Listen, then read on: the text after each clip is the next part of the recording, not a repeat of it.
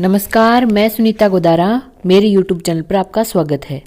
आज हम कक्षा 12 पुस्तक मंदाकिनी के अध्याय 2 राष्ट्र का स्वरूप निबंध पढ़ेंगे, जिसके लेखक हैं डॉक्टर वासुदेव शरण अग्रवाल।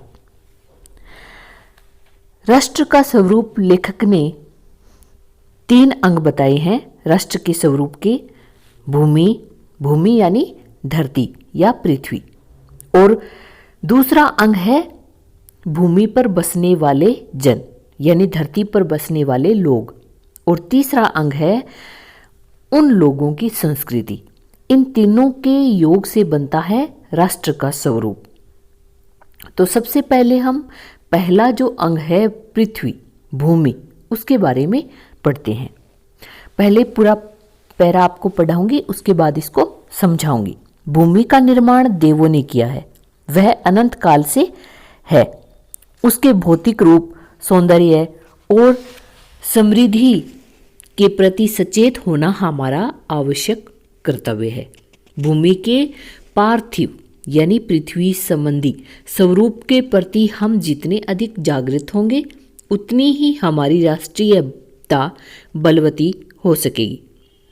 यह पृथ्वी सच्चे अर्थों में समस्त राष्ट्रीय विचारधाराओं की जननी है। जो राष्ट्रीयता पृथ्वी के साथ नहीं जुड़ी, वह निर्मूल होती है। राष्ट्रीयता की जड़ें पृथ्वी में जितनी गहरी होंगी, उतना ही राष्ट्रीय भावों का अंकुर पल्वित होगा। इसीलिए पृथ्वी के भौतिक स्वरूप की आद्योपांत जानकारी प्राप्त करना, उसकी सुंदरता, उपयोगिता और महिमा को पहचानना आवश्यक धर्म है। यानी लेखक यहाँ यही कहना चाहते हैं कि पृथ्वी, जिसको हम मानते हैं कि ये देवों द्वारा रचित है, और पृथ्वी के प्रत्येक भूभाग को, यानी पार्थिव का मतलब है पृथ्वी संबंधी, यानी पृथ्वी से संबंधित जो भी वस्तुएं हैं, उनका हमें ज्ञान होना जरूरी है। जितना हमें पृथ्वी संबंधी वस्तुओं का ज्ञान होगा, तो उतनी ही अच्छी हमारी राष्ट्रीय विचारधारा होगी। यानी अगर हम पृथ्वी से जुड़े हुए नहीं हैं, तो वो हमारी राष्ट्रीयता जो है वो निर्मूल है, यानी उसका कोई अस्तित्व नहीं है। और राष्ट्रीयता की जड़ें हैं वो तभी मजबूत होंगी जब हम पृथ्वी के प्रत्येक अंग, प्रत्येक भाग से जुड़े होंगे, उसका ज्ञान हमें होगा। इसलिए लेखक कहते हैं कि पृथ्वी के बारे में आदि से लेकर अंत तक हमें जानकारी होनी चाहिए। तो आगे लेखक क्या करे हैं कि इस कर्तव्य की पूर्ति सैकड़ों हजारों प्रकार से होनी चाहिए। किस प्रकार से होनी चाहिए? पृथ्वी से जिस वस्तु का संबंध है, यानी पृथ्वी के साथ जिन वस्तुओं का संबंध है, चाहे वह छोटी हो या बड़ी हो, उसके कुशल प्रश्न पूछने के लिए हमें कमर कसनी चाहिए। पृथ्वी का सांगोपांग अध्ययन जागरणशील राष्ट्र के लिए बहुत ही आनंदप्रद कर्तव्य माना जाता है। गांवों और नगरों में सैकड़ों केंद्रों से इस प्रकार के अध्ययन का सूत्रपात होना चाहिए। अब कहने का तात्पर्य ये है कि पृथ्वी पर हम जो भी वस्तुएं देखते हैं, चाहे वो नदी हो, चाहे पहाड़ हो, चाहे कोई गांव हो, शहर हो, आकाश है, तो ये सभी धरती से जुड़े हुए हैं। तो इन सभी के बारे में हमें ज्ञान होना चाहिए, और अगर ज्ञान नहीं है तो हमें प्रश्न पूछने के लिए कमर कस लेनी चाहिए। अब ये प्रश्न जो है, उसकी शुरुआत हम कहाँ से करेंगे? तो इसकी शुरुआत हम करेंगे गांव से और नगरों से। वहाँ से उनको केंद्र बना करके हम प्रश्न पूछना शुरू करेंगे। गांव में क्या होता है, नगरों में क्या होता है, बारिश का क्या महत्व है, बादल कहाँ से आते हैं, इस तरह के सब प्रश्न हमें पूछने चाहिए। आगे लेखक है उदाहरण के माध्यम से भी बता रहा है कि उदाहरण के लिए पृथ्वी की उपजाऊ शक्ति को बढ़ाने वाले मेघ जो प्रति वर्ष समय पर आकर अपने अमृत जल से इसे सींचते हैं, हमारे अध्ययन की परिधि के अंतर्गत आने चाहिए। यानी इनके बारे में हमें जानना चाहिए। उन मेघ जलों से परिवर्धित प्रत्येक तृणलता और वनस्पति का सूक्ष्म परिचय प्राप्त करना भी हमारा कर्तव्य है। यानी हमें बादलों के बारे में तो जानना ही चाहिए, लेकिन बादलों से कौन पल्लवित होता है, यानी पेड़ पौधे वनस्पति जो पल्लवित होते हैं उनके बारे में भी हमें जानना चाहिए। कौन सी वनस्पति है, किस प्रकार की है, उस पौधे का क्या नाम है, वो फसल कौन सी है, गेहूं की है, चावल की है, चने की है, चने का पौधा कैसा होता है। तो इस तरह से पृथ्वी की प्रत्येक वस्तु के बारे में हमें जानना चाहिए। लेखक का कहने का मतलब ये है कि भूमि, तो पहला अंग जो है पृथ्वी, तो पृथ्वी की समस्त वस्तुओं का हमें थोड़ा थोड़ा ज्ञान जरूर होना चाहिए। आगे लेखक क्या कह रहे हैं, इस प्रकार जब चारों ओर से हमारे ज्ञान के कपाट खुलेंगे, यानी हमें जब ज्ञान मिलना शुरू होगा, तब सैकड़ों वर्षों से शून्य और अंधकार से भरे हुए जीवन के क्षेत्रों में नया उजाला दिखाई देगा। यानी सभी लोग जब इस तरह के प्रश्न पूछने लग जाएंगे तो हम सबको क्या हो जाएगा, ज्ञान हो जाएगा। तो हमारा जो अंधकार है वो खत्म हो जाएगा और हमारे ज्ञान रूपी नेत्र हैं, ज्ञान रूपी जो द्वार हैं वो खुल जाएंगे। धरती माता की कोख में जो अमूल्य निधियां भरी हैं, जिनके कारण वह वसुंधरा कहलाती है। यानी धरती माता की कोख में तो अमूल्य रत्न है, इसमें बहुत सारी खनिज तत्व है पाए जाते हैं, जैसे लोहा है, जस्ता है, हीरा है, सोना है, चांदी है। तो इसीलिए धरती को क्या कहा जाता है, वसुंधरा कहा जाता है। उससे कौन परिचित न होना चाहेगा। लाखों करोड़ों वर्षों से अनेक प्रकार की धातुओं को पृथ्वी के गर्भ में पोषण मिला है, यानी वो पृथ्वी की गोद में रहते हैं। दिन रात बहने वाली नदियों ने पहाड़ों को पीस पीस कर अगणित प्रकार की मिट्टियों से पृथ्वी की देह को सजाया है। यानी नदियां हैं वो क्या करती हैं, पहाड़ों से होकर निकलती हैं, तो पहाड़ों को वो क्या है, पीस पीस कर यानी उसके महीन कण लेकर के मैदान में आती है। तो वहाँ पर बहुत प्रकार की मिट्टियाँ हैं वो बनती हैं। तो हमारे भावी अभ्युदय के लिए यानी उन्नति के लिए इन सब की जांच पड़ताल अत्यंत आवश्यक है। यानी हमें नदियों को जानना चाहिए, उसकी मिट्टी के बारे में जानना चाहिए। पृथ्वी की गोद में जन्म लेने वाले खड़ पत्थर कुशल शिल्पियों से संवारे जाने पर अत्यंत सौंदर्य का प्रतीक बन जाते हैं। नाना भांति के अनगढ़ नग विंध्य की नदियों के प्रवाह में सूर्य की धूप से चिलकते रहते हैं। उन चिलवटों को जब चतुर कारीगर पहलदार कटाव पर लाते हैं, तब उनसे प्रत्येक घाट से नई शोभा और सुंदरता फूट पड़ती है, वे अनमोल हो जाते हैं। कहने का तात्पर्य यही है कि जैसे मान लो जो ये पत्थर होते हैं वो तो अनगढ़ी होते हैं, उनका कोई आकार निश्चित नहीं होता है। तो उनको क्या करता है, एक कारीगर है वो उनको काट काट करके उनकी सुंदर सुंदर मूर्तियां बना देता है। तो वही पत्थर बाद में कितना सुंदर लगने लग जाता है। और वही कारीगर है वो जो नदियों के आसपास में जो पत्थर आते हैं तो उनको काट करके उनके घाट बना देते हैं, तो वो घाट भी फिर सुंदर लगने लग जाते हैं। और आगे लेखक यही कह रहे हैं कि देश के नर नारियों के रूप मंडन और सौंदर्य प्रसाधन में इन छोटे पत्थरों का भी सदा से कितना भाग रहा है, अतएव हमें उनका ज्ञान भी होना चाहिए। अब ये जो पत्थर हैं इनसे आप सभी जानते हैं कि जो आभूषण बनते हैं उनमें जो नग जड़े होते हैं, नग का मतलब क्या होता है, वैसे पर्वत होता है। तो नग यानी छोटे छोटे सुंदर उनको आकार दे करके आभूषणों में उनको लगाया जाता है, तो वो आभूषण की सुंदरता को दोगुना कर देते हैं। और फिर जब उनको पुरुष और स्त्रियां जब पहनती है तो उनकी शोभा भी दुगनी हो जाती है। तो इसका कहने का मतलब ये क्या है, लेखक का कहने का मतलब है कि पृथ्वी की प्रत्येक वस्तु को हमें जानना चाहिए, बादलों को भी हमें जानना चाहिए, बादलों से पुष्ट होने वाली जो हरी भरी धरती है उसके बारे में हमें जानना चाहिए, और धरती की कोख में जो खजाना पड़ा है उसके बारे में हमें जानना चाहिए, हमें नदियों के बारे में जानना चाहिए, हमें पहाड़ों के बारे में जानना चाहिए। तो आगे लेखक क्या कह रहे हैं, पृथ्वी और आकाश के अंतराल में जो कुछ सामग्री भरी है, पृथ्वी के चारों ओर फैले हुए गंभीर सागर में जो जलचर एवं रत्नों की राशियां हैं, उन सब के प्रति चेतना और स्वागत के नए भाव राष्ट्र में फैलने चाहिए। राष्ट्र के नवयुवकों के हृदय में उन सब के प्रति जिज्ञासा की नई किरण जब तक नहीं फूटती तब तक हम सोए हुए के समान है। यानी कहने का मतलब यह है कि पृथ्वी और आकाश के बीच में जो भी वस्तुएं हमें दिखाई देती हैं उनके बारे में हमें प्रश्न पूछना चाहिए और प्रत्येक वस्तु के बारे में हमें जानना चाहिए। और जब तक हम इन वस्तुओं के बारे में नहीं जानेंगे तब तक हम सोए हुए के समान है, यानी हम अंधेरे में डूबे हुए हैं। और जब हम इनको प्राप्त कर लेंगे तो इसका मतलब ये है कि हमारे भीतर राष्ट्रीयता का अंकुरण फूटेगा और हमें अपने देश पर, अपने देश की धरती पर नाज होगा और हमें लगेगा कि वाह, हमारी धरती भी सोना उगलती है।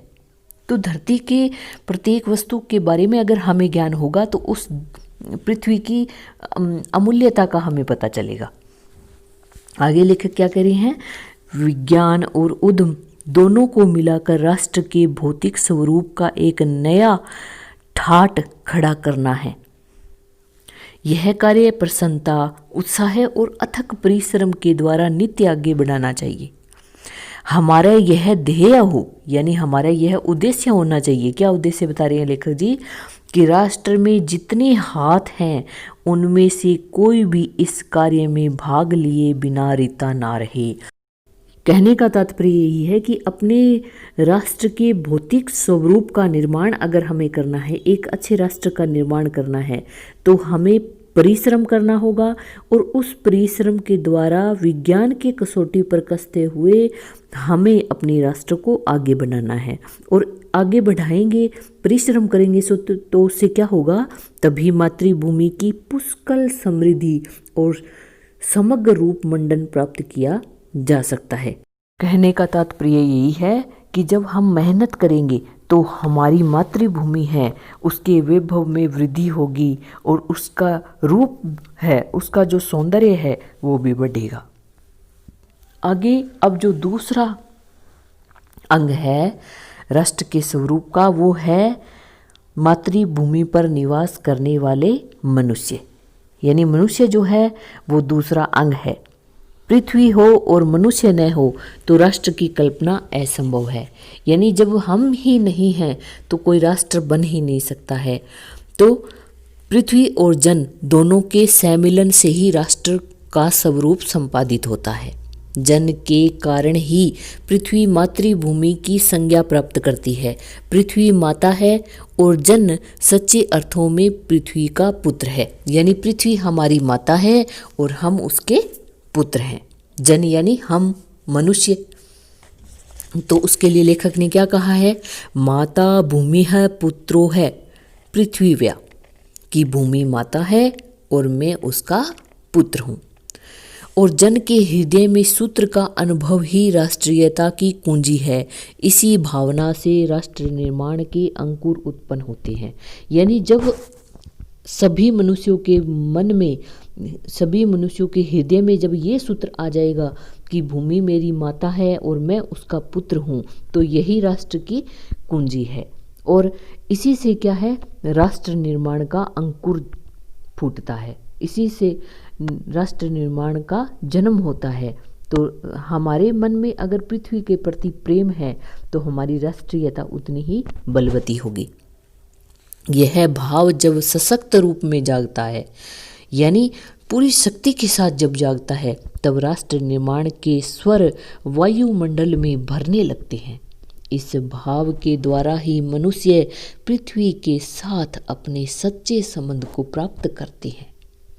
जहाँ यह भाव नहीं है वहाँ जन और भूमि का संबंध अचेतन और जड़ बना रहता है।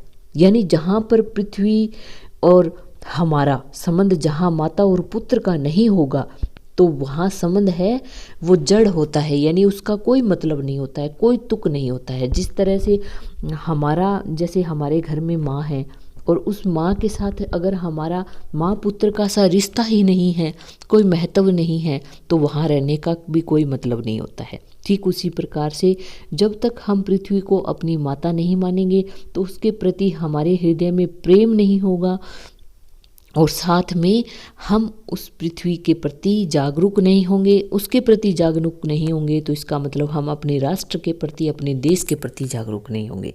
तो जिस समय भी जन का हृदय भूमि के साथ माता और पुत्र के संबंध को पहचानता है, उसी क्षण आनंद और श्रद्धा से भरा हुआ उसका प्रणाम भाव यानी नमस्कार का भाव मातृभूमि के लिए इस प्रकार प्रकट होता है। कैसे प्रकट होता है?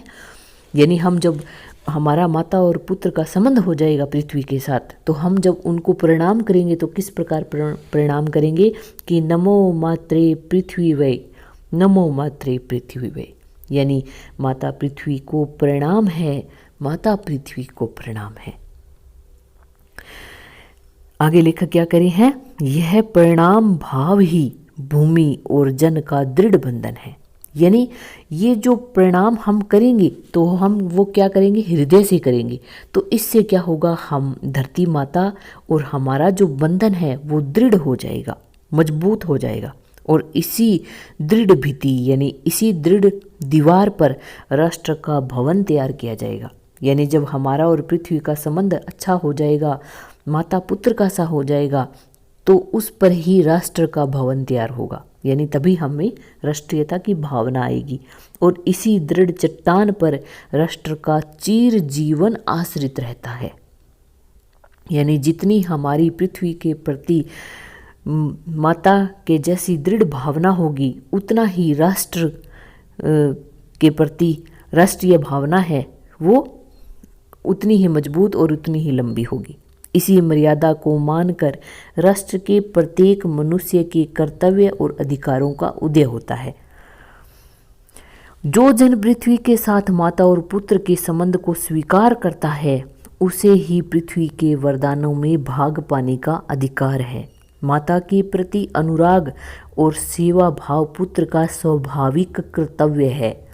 वह एक निष्कारण धर्म है, यानी उसका कोई कारण नहीं है, बल्कि वो तो हमारा धर्म है। अब देखिए, इसको हम इस तरह से समझते हैं कि जैसे हमारे माता पिता है, तो माता पिता से हम प्रेम करते हैं, तो उनकी जो भी वस्तु है वो हमारी है, यानी वो हमें धरोहर रूप में माता पिता से मिलती है। ठीक उसी प्रकार से जब हम पृथ्वी से, मातृभूमि से हम प्रेम करेंगे और अपने को उसका पुत्र समझेंगे, तो पृथ्वी का प्रत्येक जो भाग है वो हमारे लिए वरदान के समान है।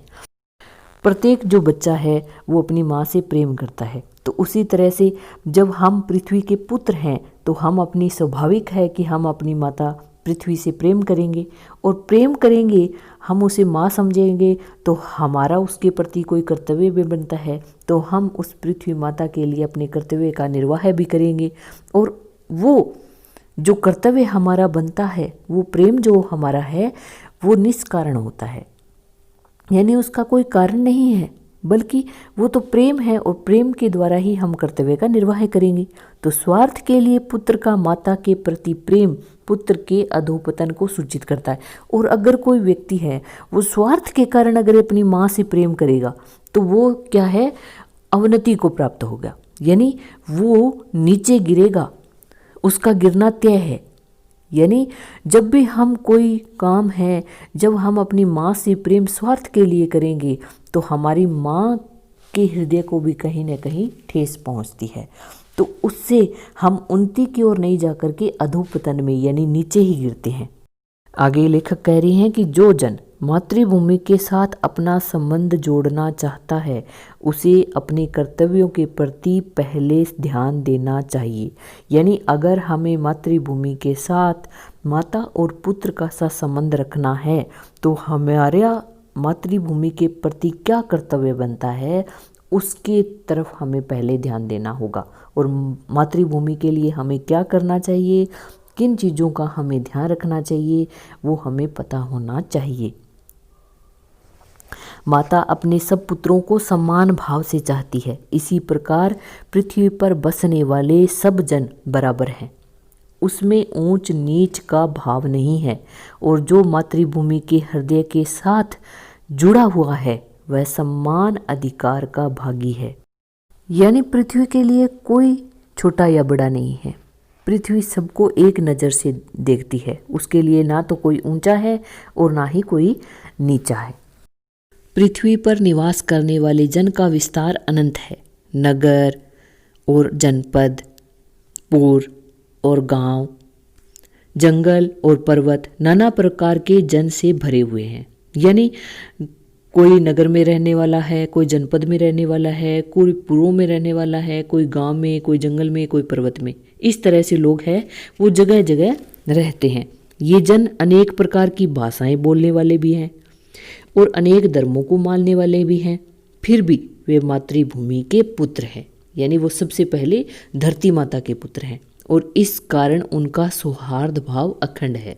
यानी उनका आपस में स्नेह है वो भी अखंड है, उसे तोड़ा नहीं जा सकता। सभ्यता और रहन सहन की दृष्टि से जन एक दूसरे से आगे पीछे हो सकते हैं, किंतु इस कारण से मातृभूमि के साथ उनका जो संबंध है उसमें कोई भेदभाव नहीं हो सकता।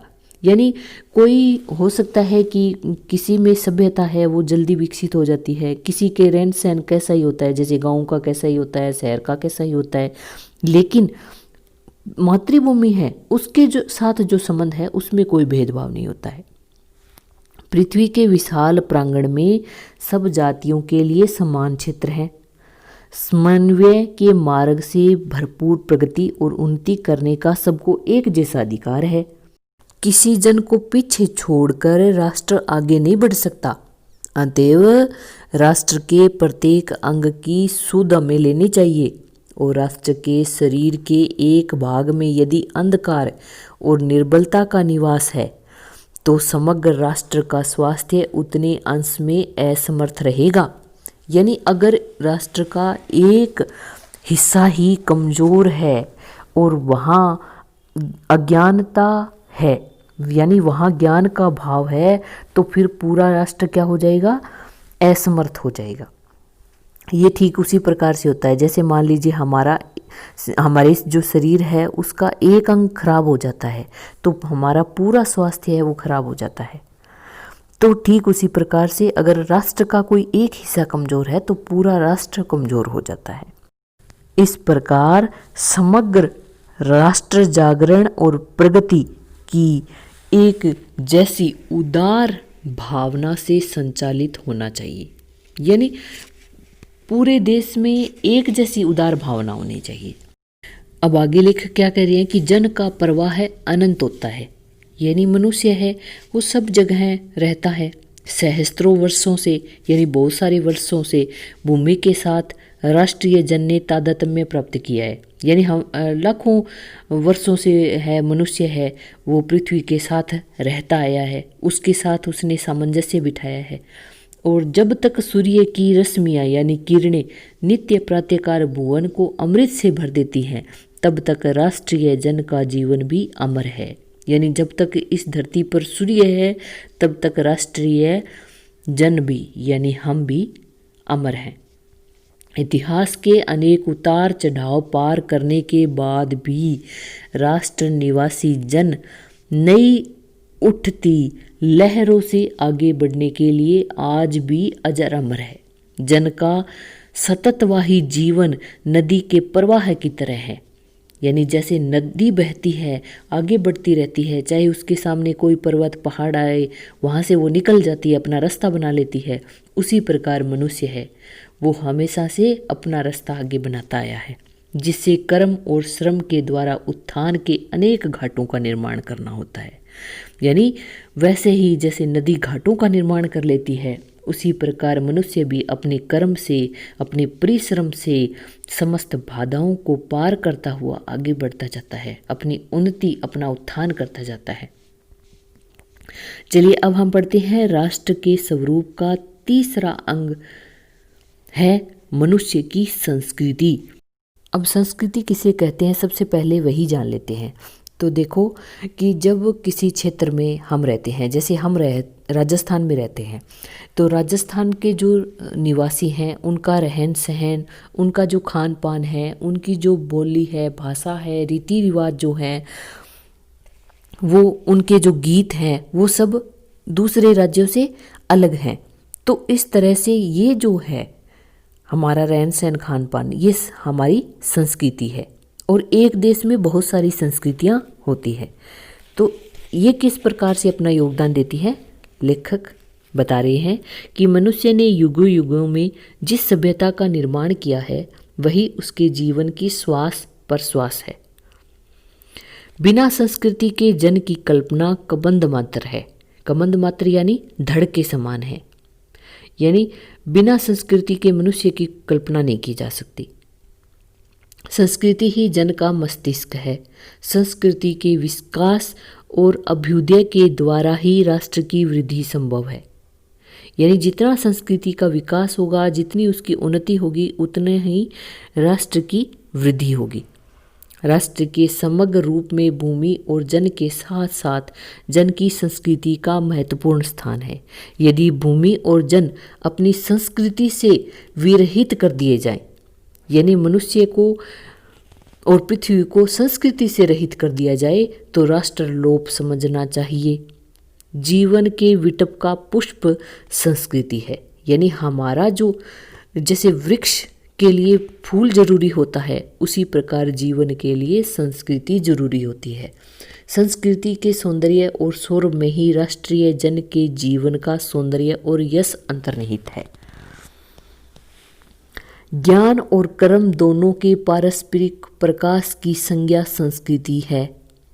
यानी जो हमें ज्ञान है, जो हम कर्म करते हैं, वो हमारी संस्कृति का ही परिणाम होता है। भूमि पर बसने वाले जन के ने ज्ञान के क्षेत्र में जो सोचा है और कर्म के क्षेत्र में जो रचा है, इन दोनों के रूप में हमें राष्ट्रीय संस्कृति के दर्शन होते हैं। जीवन के विकास की युक्ति ही संस्कृति के रूप में प्रकट होती है।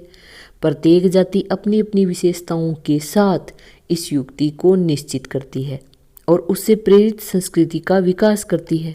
इस दृष्टि से प्रत्येक जन की अपनी अपनी भावना के अनुसार पृथक पृथक संस्कृतियां राष्ट्र में विकसित होती है, परंतु उन सब का मूल आधार पारस्परिक सहिष्णुता और समन्वय पर निर्भर है। यानी बहुत सारी संस्कृतियां हैं, तो इसका मतलब ये नहीं है जैसे कोई भी है, जैसे सिख हैं, उनकी संस्कृति अलग है, उनका रहन सहन अलग है, उनका खान पान अलग है, तो उनकी जो चीज़ें हमें अच्छी लगती है, उनका जो रहन सहन खान पान हमें अच्छा लगता है, उसको हम अपनाते हैं। कभी हम पंजाबी खाना पसंद करते हैं, कभी राजस्थानी, तो कभी गुजराती। तो ये सब क्या है, हमारी सहिष्णुता होती है, समन्वय होता है। तो जंगल में जिस प्रकार अनेक लता, वृक्ष और वनस्पति अपने अदम्य भाव से उठते हुए पारस्परिक सम्मिलन से अविरोधी स्थिति प्राप्त करते हैं, उसी प्रकार यानी जिस प्रकार से एक जंगल है, जंगल में तो एक थोड़े थोड़े गैप के साथ है वो वृक्ष है, लताएं हैं, वनस्पति है, बहुत सारी निकल उठती हैं। ठीक उसी प्रकार से एक देश में भी जो है अलग अलग संस्कृतियां उठ जाती हैं, लेकिन ये नहीं है कि उनके बीच में मेल जोल नहीं है, उनके बीच में प्रेम होता है, स्नेह होता है। तो उसी प्रकार राष्ट्रीय जन अपनी संस्कृतियों के द्वारा एक दूसरे के साथ मिलकर राष्ट्र में रहते हैं। यानी हमारे भी गुजराती संस्कृति अलग है, उड़ीसा की संस्कृति अलग है, ब्रज की संस्कृति अलग है, लेकिन हम सभी किसका निर्माण करते हैं, भारत देश का निर्माण करते हैं। तो जिस प्रकार जल के अनेक प्रवाह नदियों के रूप में मिलकर समुद्र में एक रूपता प्राप्त कर लेते हैं, उसी प्रकार राष्ट्रीय जीवन की अनेक विधियां राष्ट्रीय संस्कृति में समन्वय प्राप्त करती है और समन्वय युक्त जीवन ही राष्ट्र का सुखदायी रूप है। यानी हम सभी की अलग अलग संस्कृतियां होने के बाद भी हम एक दूसरे के साथ मिलजुल कर रहते हैं और अपने देश का, अपने राष्ट्र का निर्माण करते हैं।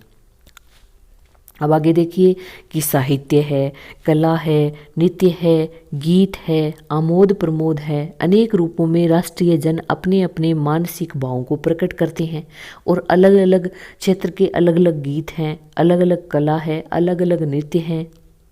तो लेकिन फिर भी क्या है, उनका जो भाव जो होता है वो सभी का एक होता है। आत्मा का जो विश्वव्यापी आनंद भाव है वह इन विविध रूपों से साकार होता है। यद्यपि बाह्य रूप की दृष्टि से संस्कृति के ये बाहरी लक्षण अनेक दिखाई पड़ते हैं, किंतु आंतरिक आनंद की दृष्टि से उनमें एक सूत्रता है।